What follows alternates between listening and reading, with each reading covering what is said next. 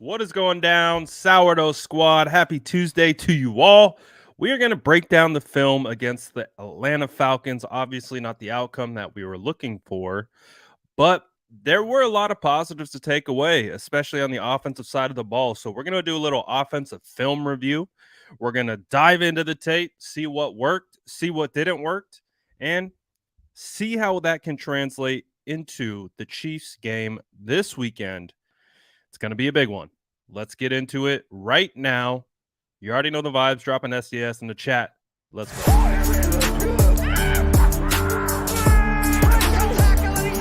Smash that like button if you haven't already. Love to see it.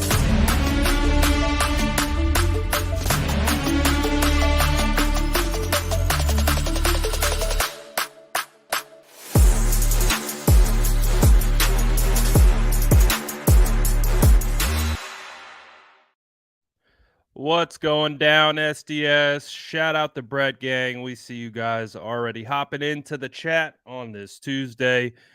So, like I said earlier, we're going to hop into this tape. We're going to take a look at what was going down in that game against the Falcons. And I'm going to be honest, it really wasn't that bad. I think really one of the biggest takeaways from that game against the Falcons, we're talking game flow, we're talking situational football. I think when you try to dive deep down into the execution of it, they executed at a decently high level. I don't think that was necessarily the issue. It was just playing from behind. Of course, the fumble that led to a touchdown, the interception late in the game, the missed opportunities. It's really what this game was about. They didn't get, I don't think they got overpowered, overmatched, none of that.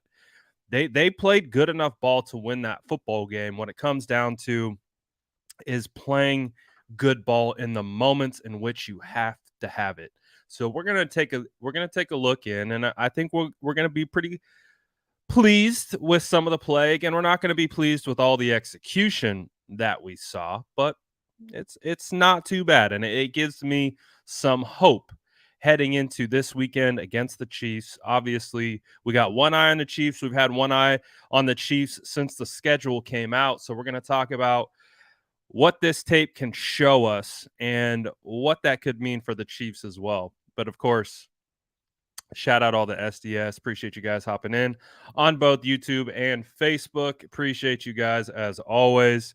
And why not? Should we just let's hop? Oh, quick update. We had some roster movements. So I'll talk about the roster moves and then we'll get into the tape. So per the 49ers have signed quarterback Kurt Banker and cornerback Kadar Holman to the team's practice squad. In order to make room on the practice squad, the team has released linebacker Buddy Johnson and kicker Sam Sloman. So those are the roster moves that were made today. I really think the one that might have some validity that we could pay attention to is potentially the signing of the cornerback to the practice squad, because as we know, Mooney Ward did go down with a groin injury. So we'll monitor it. We'll definitely monitor it. But shout out the squad. Let's see. We got Detail in the building. Shout out. We got Jason. We got all the homies. Let's go. Let's get into it, because one of the biggest takeaways from this game against the Falcons has been Aaron Banks. I'm not fully through the tape. I've gotten through most of it, but Aaron Banks in this game was playing at an extremely high level. So we're going to highlight Aaron Banks, of course. To Trench Tuesday around here. So we're going to take a look at some of the good stuff that happened from this game. We'll take a look at some of the bad plays and missed opportunities as well. But Aaron Banks played a hell of a game. Aaron Banks is having a hell of a year. I'm very, very excited about what Aaron Banks has been doing up until this point. I'm not familiar with offensive line around the league. I keep my eyes right here on the San Francisco 49ers. I can only speak for the 49ers in the sense of, you know, Banks is playing some high level football, especially in regards to pass protection. Uh, he he is he is phenomenal in pass protection right now. I don't Let me pull up the stat. I don't think he's given up a pressure. What was it? Damn near all year. No, Aaron Banks hasn't allowed a sack this year. Um, and also his pressures are very low. So he's having a hell of a year. I mean, he's playing at a really, really high level. So I'm really happy about it. And this tape shows that. So we're gonna get into it. Let me get some examples going. Let me get all situated here. Let's see. Let's start off with a Banks clip since we're talking about Banks. Let's start off with Banks. So let's get right into it. Yes, here we go. All right, let's watch the play out, then we'll break it down. This is one of my favorite plays of the game from Banks because in a vacuum, this play shows how much awareness Banks plays with. Um, Really, one of the things with Aaron Banks is it's really hard to beat this guy with exotic blitz packages or stunts because he's so clued in. And if you slow this down, obviously he's got he's got Grady Jarrett kind of on a slight inside shade. So his eyes go straight to Grady, which they should. You have to ensure that you're not going to get interior pressure. You put your hand out always as an offensive lineman just to make sure the threat of interior pressure isn't coming. But as soon as he realizes that Grady isn't really a threat, he instantly snaps his head to the outside. And you can see the defensive end slanting down. So he starts outside shade of Moore and then slants into the B gap. So this is a phenomenal rep by Banks because look at how quickly he makes this adjustment. And secondly, he pushes Jalen Moore into position to get the cornerback blitz. So this is just, again, this is one example in a nutshell of the processing speed.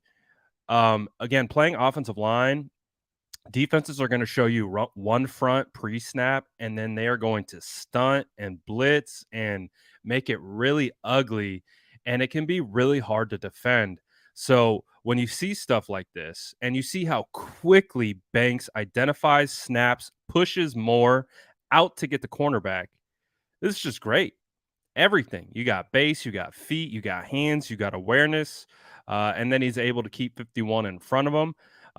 But the best part of this play is pushing Jalen Moore. Look at the hand. He blocks Jalen Moore, his own guy, into the cornerback. Like, hey man, you got a guy coming to your outside. Like 51 slanting inside. If 51 slanting inside, that means alert, alert, alert. There's either a looper or blitzer potentially coming because he's giving up his outside containment responsibility. So if the defensive end is going to give up his outside contain, someone has to fill. And this was the cornerback who filled that outside contain. But again, this is a phenomenal play by Aaron Banks because he's so alert. He's like he's like processing faster and reacting faster than the play is actually happening. So it's a great job by Aaron Banks, and you saw a lot of this. And Grady Jarrett's one of the better defensive tackles, interior defensive tackles in the NFL. So to not like be like completely just sold and baited and like worried about Grady Jarrett, he's able to continue to keep things rolling and does a really good job. And again, 1,000 IQ right here to get Jalen Moore onto the blitzer. And then that allows Jimmy Garoppolo to sit back in the pocket and find Debo Samuel coming out of the backfield. Looks like a Texas route. Looks like he's pretty sold on going to the inside. So nice and easy pass and catch. And then look at Debo. What does Debo do? He does the rest. He gets open, gets into space, and makes people miss, which is what he does best. Um, so there's a lot of this, and I'll go right to a bad play. So we'll start with a good play, and we'll go to a play, that we wish we could have back. Um, let's see. I think let's go to, and we're gonna keep coming back to Banks. The Banks is gonna be a constant theme of this film breakdown. So we'll keep coming back to him, but let's spread it out a little bit. This particular play, and kind of watching what I've watched thus far, I really don't think uh details, detail at was at the Mercedes Dome, right? In person. He says this was horrific to watch in stadium. And that's one of the takeaways from watching the tape is that in a vacuum of a play-by-play situation of execution and things like that, it really wasn't too bad. But when you get into game flow, you get into game time situation, you get into that last drive that they had, like it's it was ugly in that sense. And of course, missed opportunities like this one.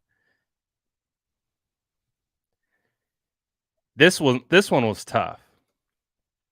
This one was very tough because this might have been the best throw that I've seen from Jimmy Garoppolo down the field as a San Francisco 49er. Like, it's up there.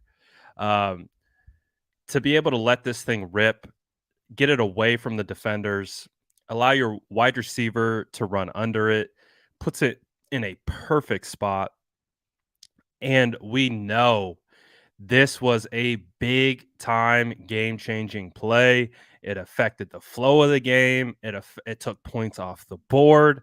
This was a big play that you wish you had back. Ray McLeod's kicking himself for this one for dropping that. That should be a catch, 10 out of 10 times.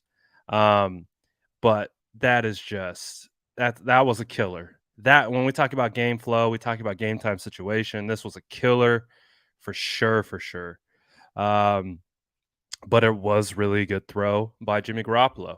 Like, love him, hate him, great throw, especially too considering the circumstances. Um, you got the play action mesh point, right? So you got to kind of run that game and you drop back.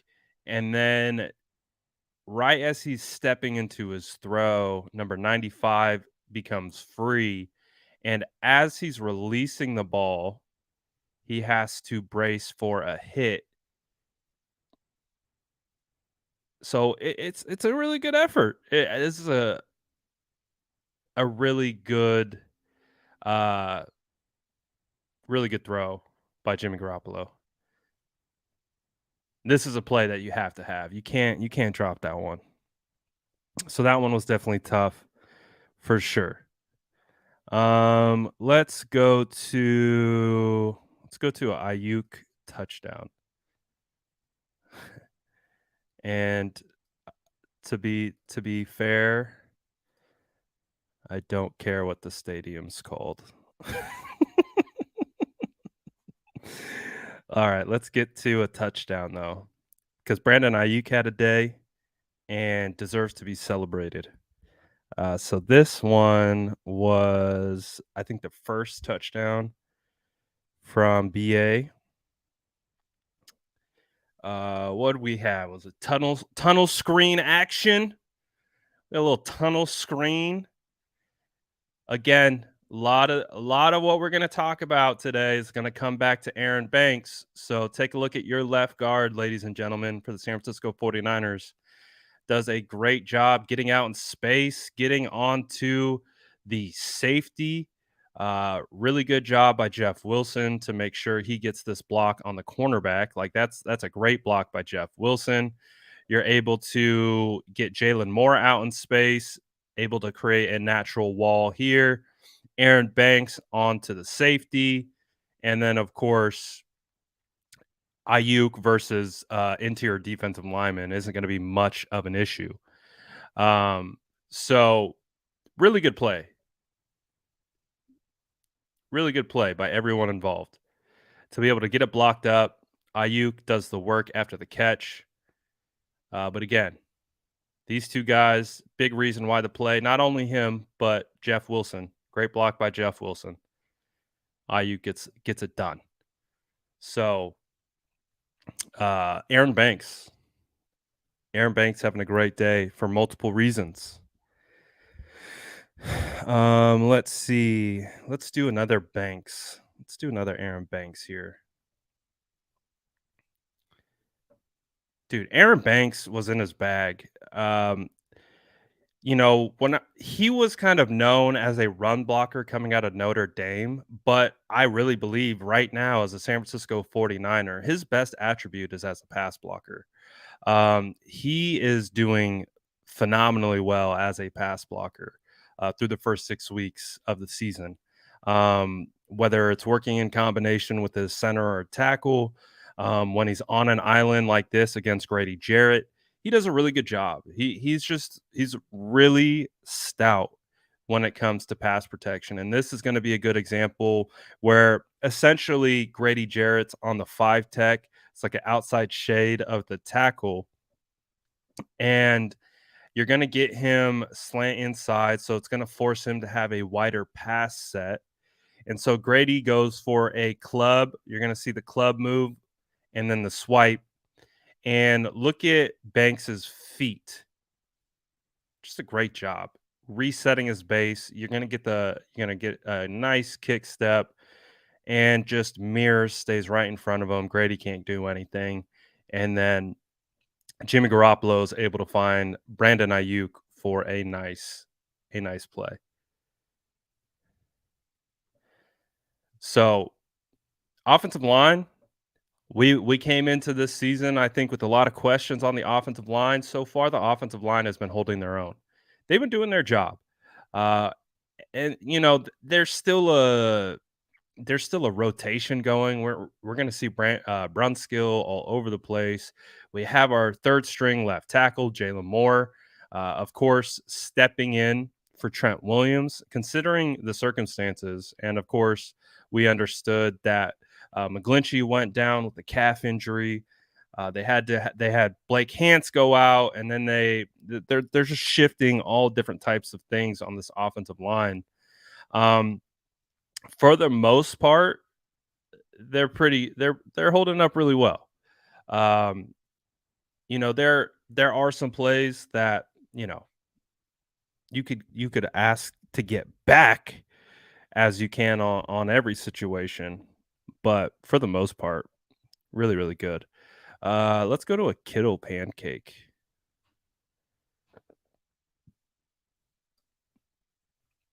Where's the Kittle pancake?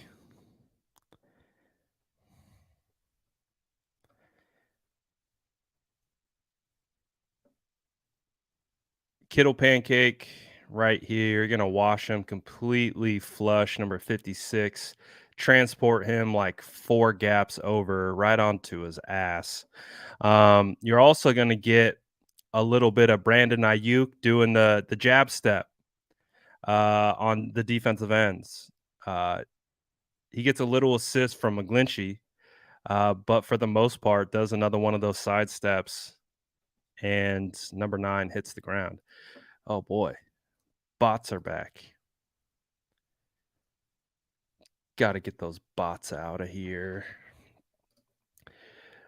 Let's see, what other good stuff do we want to look at?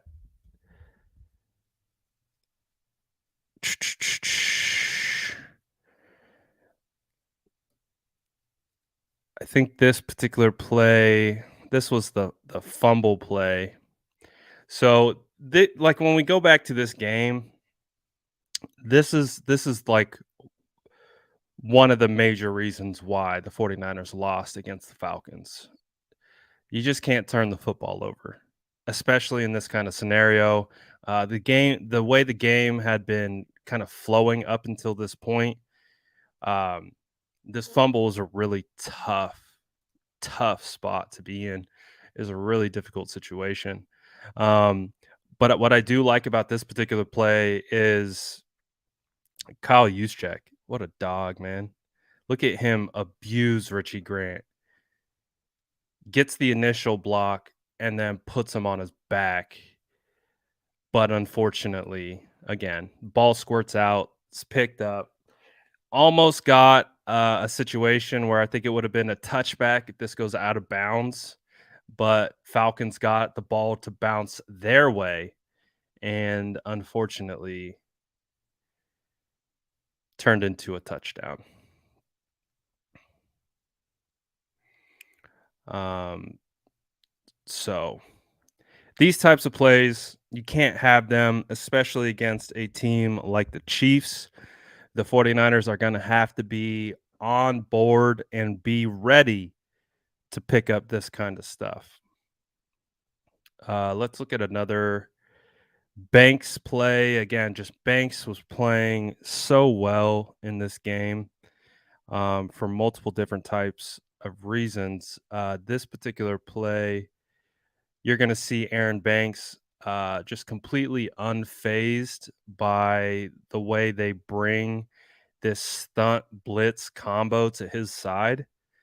Um, he has help, but you can see that the awareness and his eyes and where he's looking, he's completely aware of what's going on and what they're trying to throw at him. Again, you got Grady Jarrett in the three tech, so his eyes they are sliding protection to his left, and then you're gonna get a basically it's like a double stunt.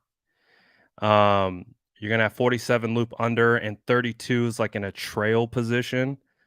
So and then you're gonna get an opposite side stunt as well. But the fact that Banks has the wherewithal to pass Grady off, keep eyes on 47, help push 47 down, keep eyes up, and then stay locked on to 32.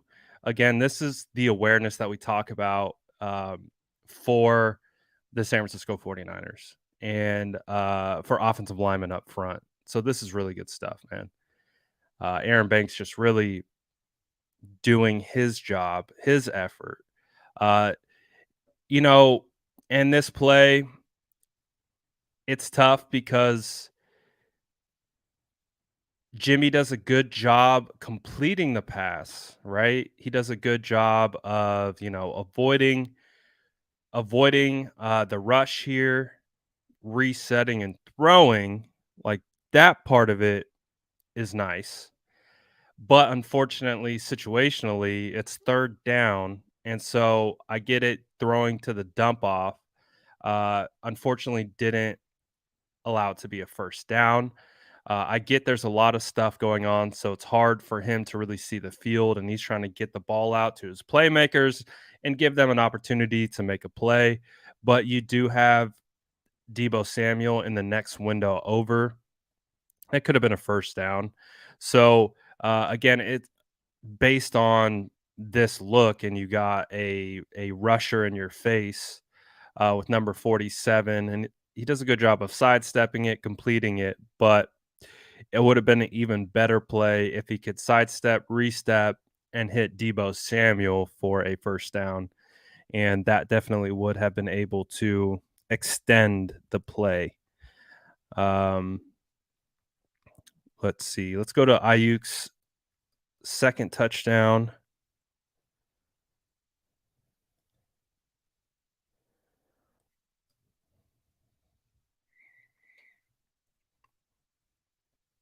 So this is just Ayuk being a phenomenal athlete, just absolutely dominating the guy in front of him, We saw this. This is the whip route, same pretty similar route to what we saw in that corner of the end zone against Jalen Ramsey. It's a play that we talked about a lot. Um, but just a really good play by Brandon Ayuk. Felt like Brandon Ayuk could have came away with 4 touchdowns in that game if we were able to continue to ball out and maintain drives and things like that. But really good effort here by Ayuk to get in the end zone.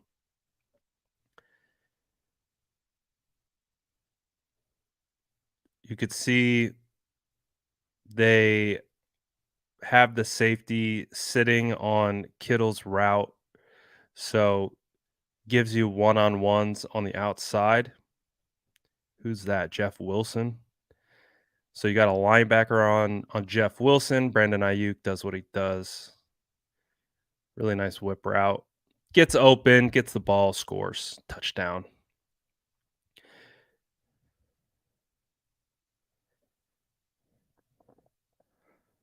So, like I was talking about earlier, there's there's plays to be had. There's execution that is there. It just comes down to missed opportunities, um, and not taking advantage. The plays are there, the ops are there. This game just didn't go their way in some of those instances. Um, let's see. This was another play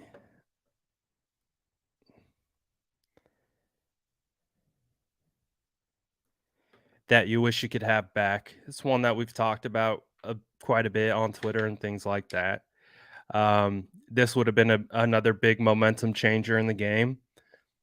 If Warner's able to come down with that thing, um, I don't mind the play design.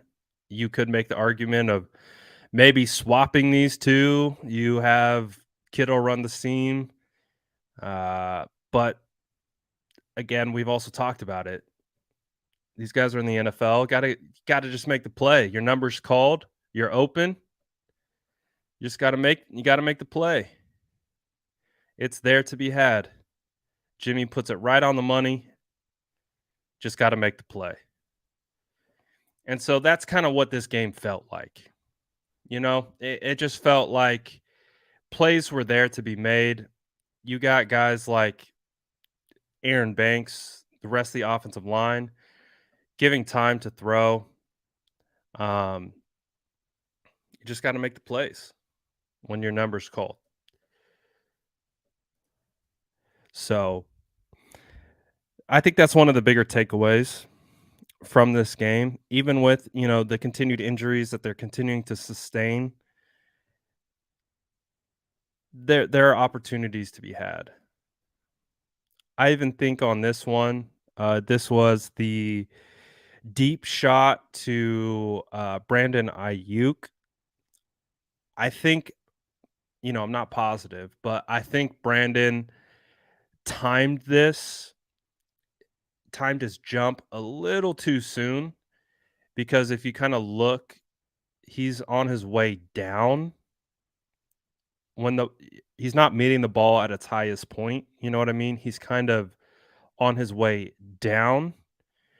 I think if he took maybe one more step or took this foot and planted off of that, maybe he has a little bit better opportunity to reach the ball at its highest point. You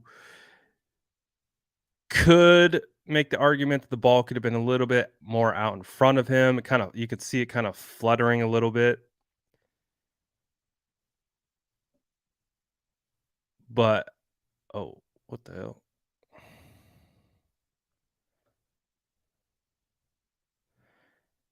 I think you get maybe one more step. I don't know. Nitpicking at this point, but that's a tough one. It was close. I at least appreciate the opportunities being given. So Um, let's see.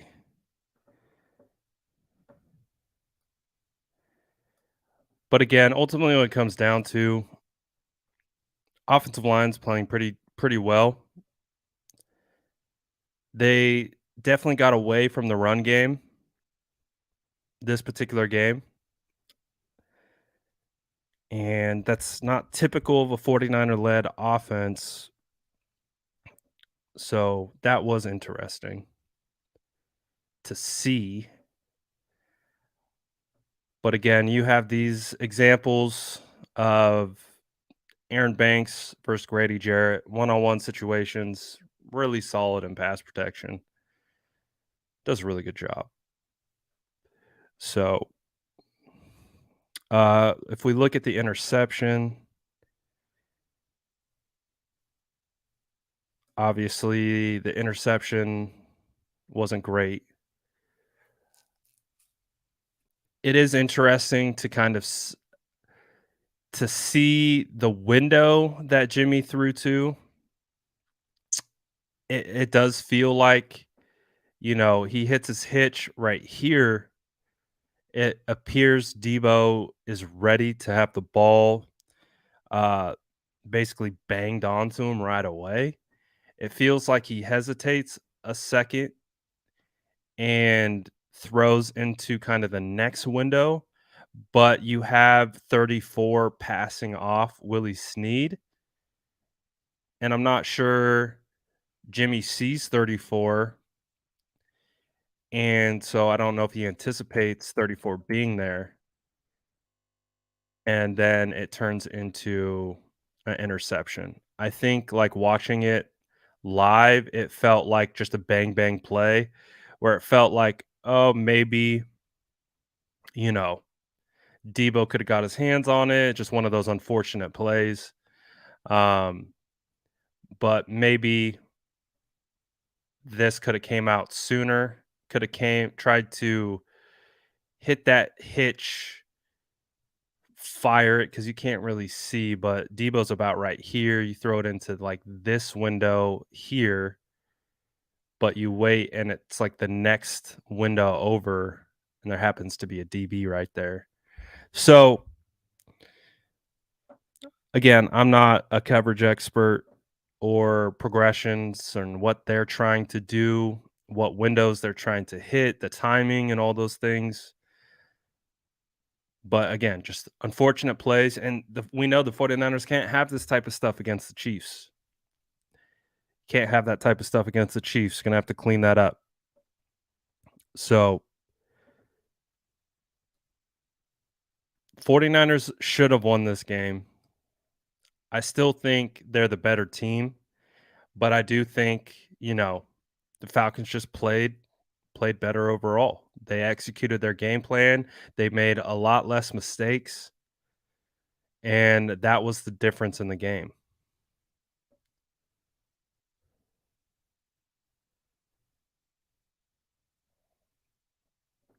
Whew. Debo took 26 ankles right here, snatched them. So,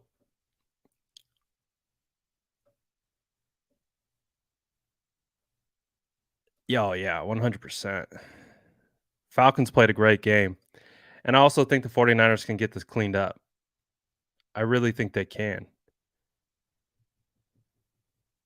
Game flow hurt them. Down the stretch, clock management hurt them. So all fair things to question and wonder why. But there's also opportunities for them to play well. Uh-oh. So, you know, what's up, George? Wasn't wasn't the worst, but as we know, it wasn't the best either. Um, one of the again, I think my biggest takeaway from this offensive line is capable. They can do a lot of things behind this offensive line. It might not be, a juiced up O line at this point, with what they're kind of working with. Brunskill's kind of going from right guard to right tackle. You have Jalen Moore in. Brendel's been okay. I think Brendel is serviceable. I think Brendel is capable. I just don't think Brendel's going to dominate anyone. And when you get these good defensive tackles on Brendel, they really do just have an ability to read, react, and get him off. And I'd say like 90% of the time, Brendel's in a good spot, making a good block, doing what he's supposed to do.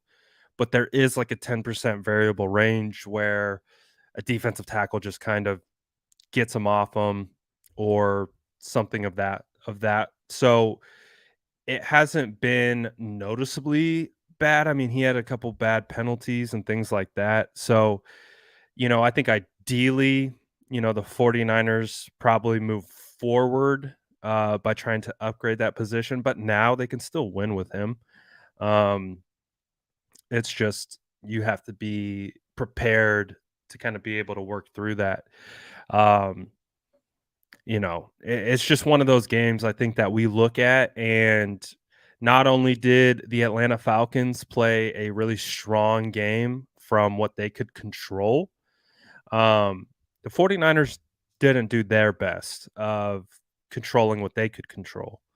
Um, and so hopefully moving forward against the Chiefs, that's something that they can correct. That's something that they can move forward and continue to be more.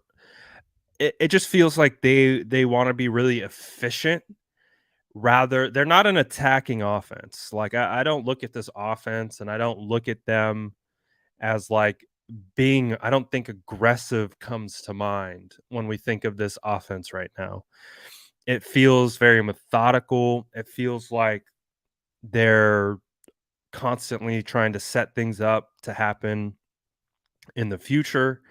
And so it takes some time to get into these things.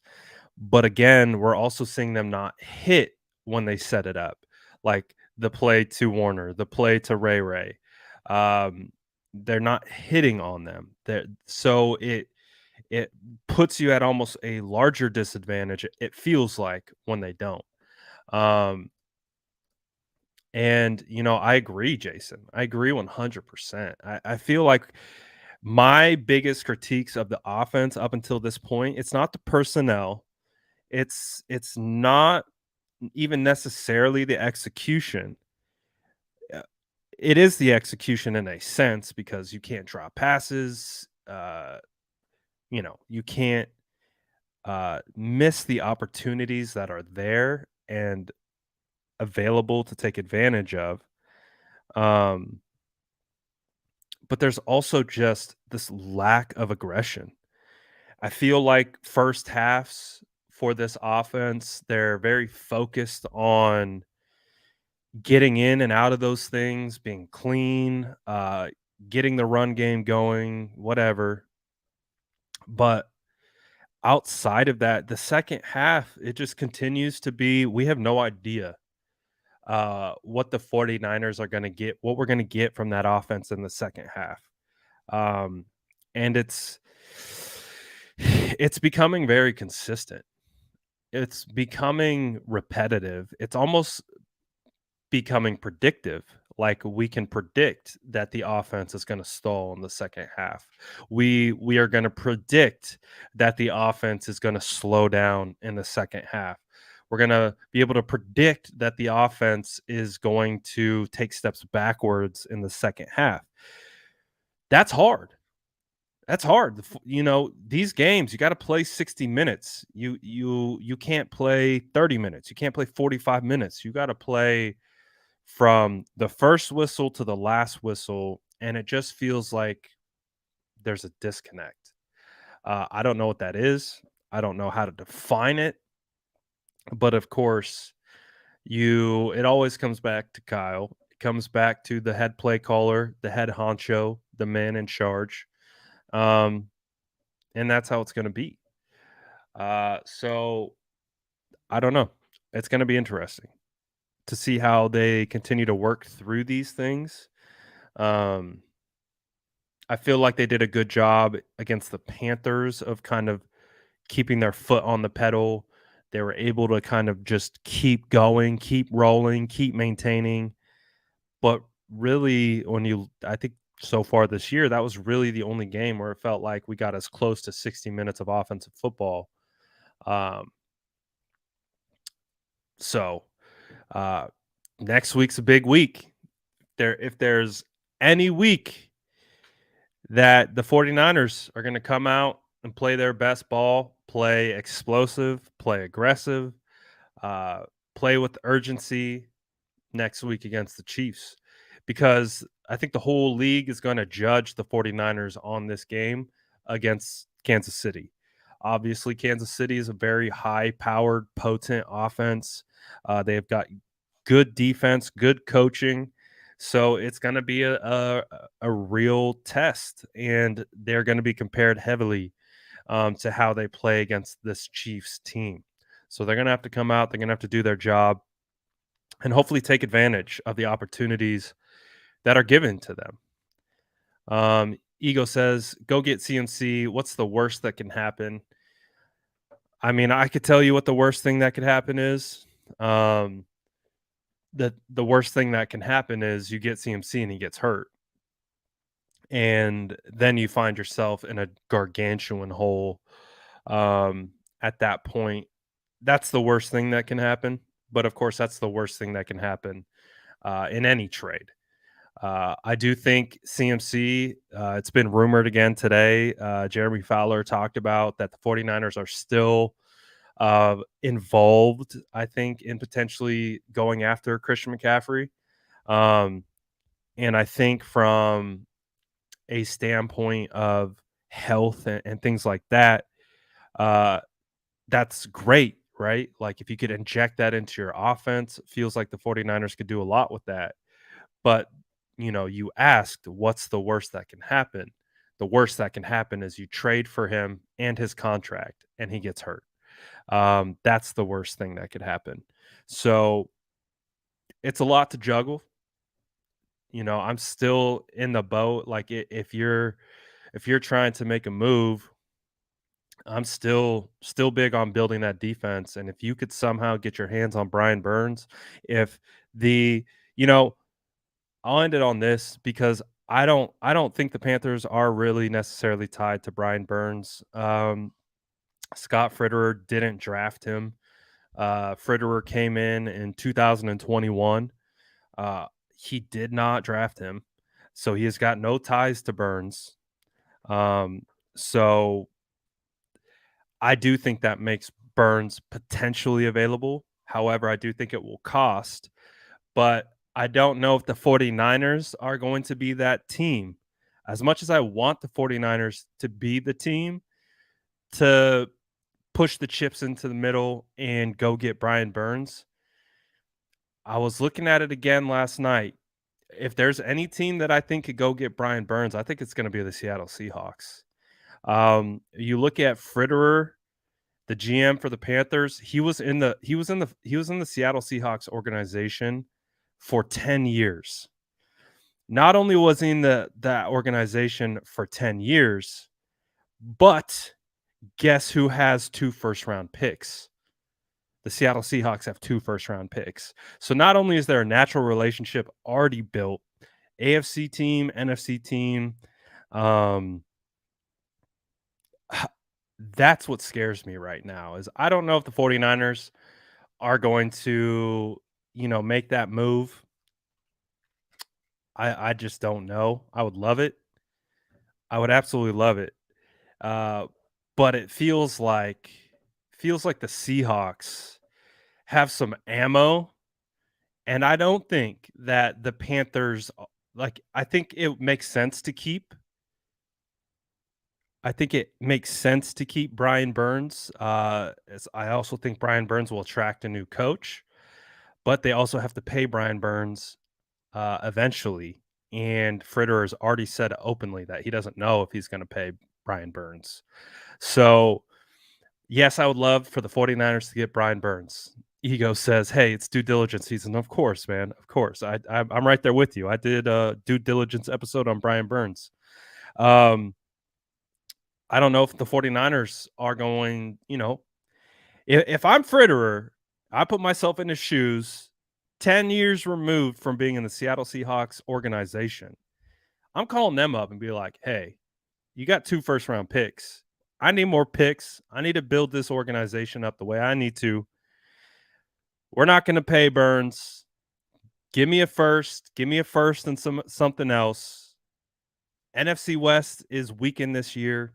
You have an opportunity to sneak into the playoffs. Come get Burns and give us a first in return. Give us that Broncos first, because right now that Broncos first is looking nice. So that's what I'm terrified about. I'm not terrified about the Rams. I'm not terrified about the Rams going after Burns or CMC. I think the Rams are toast this year. Their O-line is falling apart at a rapid level. It's the Seattle Seahawks that I think you got to be worried about. Potentially going and being a buyer at the deadline.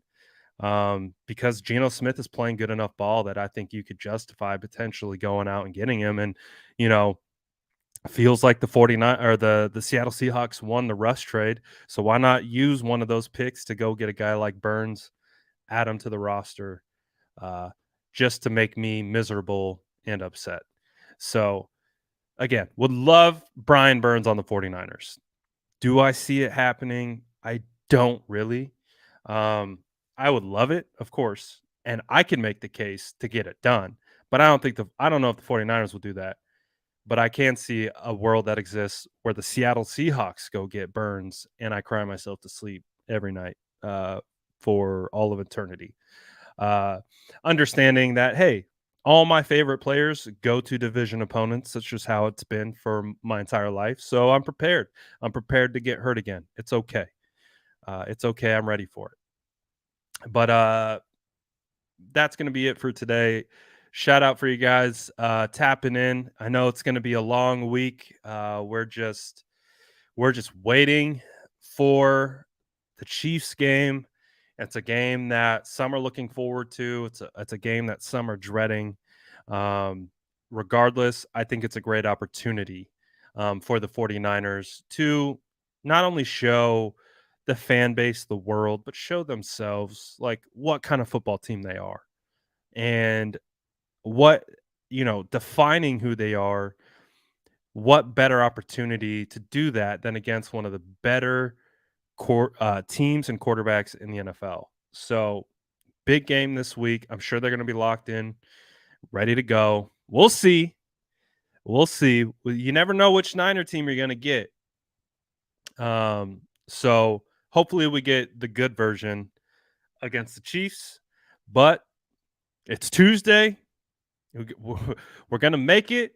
We're going to make it through this week, and hopefully we get this thing back on track with an extremely huge, just win against the Chiefs. So the 49ers beat the Chiefs. We're right back on track. Not that we're off track right now. We're 33 sitting at 3-3 sitting atop the NFC West. So it's not like we're off the rails, but we know how quickly things can change. So got to get this W. And then if you can stack 2 W's into a bye and get healthy, huge. So, hey, gonna be a big week. Gonna be a big week here. So we're gonna keep the optimism rolling into the Chiefs. Again, the tape, at least from the offensive side, what I saw, they are capable. They are capable of being really good, but they got to execute, take advantage of opportunities, and that's it. They can win games that way. So appreciate everyone tapping in. All my lurkers, smash that like button on your way out. Appreciate you guys, as always, supporting the channel, all that good stuff, even when we're losing. And I know it's hard sometimes. You see the numbers dip when on a week that we lose. So I do appreciate all you guys, as always, checking in, vibing in. Grab your cookie on your way out if you stayed for the whole episode. Appreciate you guys. We'll get the energy back and right on track as we continue to move throughout the week. It's a big game. We got it. Appreciate you guys.